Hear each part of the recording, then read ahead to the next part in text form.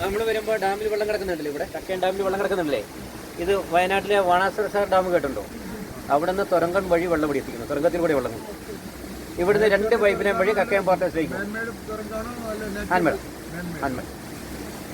ഇവിടുന്ന് 2 പൈപ്പിനെ വഴി കക്കയം പോർട്ടേഴ്സിലേക്ക് കൊല്ലുന്നു. അവിടുന്ന് കറണ്ട് നിങ്ങൾ വരുമ്പോൾ കണ്ടോ പൈപ്പ് പോകുന്നുണ്ടായിരുന്നു, മലയുടെ മുകളിൽ കൂടി പൈപ്പ് കണ്ടില്ലായിരുന്നോ? കക്കയം പോർട്ടേഴ്സിൽ വെള്ളം എത്തിക്കഴിഞ്ഞാൽ അവിടുന്ന് കറണ്ട് ഉൽപ്പാദിപ്പിച്ചതിന് വെള്ളം വന്ന് പെരുവണ്ണാമി ഡാമിലേക്കാണ്. പെരുവണ്ണാമി ഡാമിൽ വെള്ളം എത്തിക്കഴിഞ്ഞാൽ അവിടെ വേനൽക്കാലത്ത് കൃഷിക്ക് അവസരമായിട്ട് വെള്ളം തുറന്നു കൊടുക്കുന്നു കനാൽ വഴി. മഴക്കാലത്ത് മാത്രം കറണ്ട് എടുക്കാൻ ഉപയോഗിക്കുന്നു.